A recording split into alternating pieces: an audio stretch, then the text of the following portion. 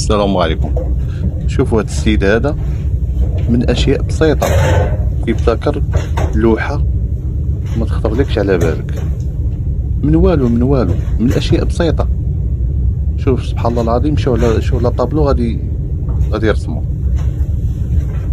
ما تنساوش اللايك والبارطاج وتشتركوا في القناه، ومرحبا بكم في فرجه ممتعه.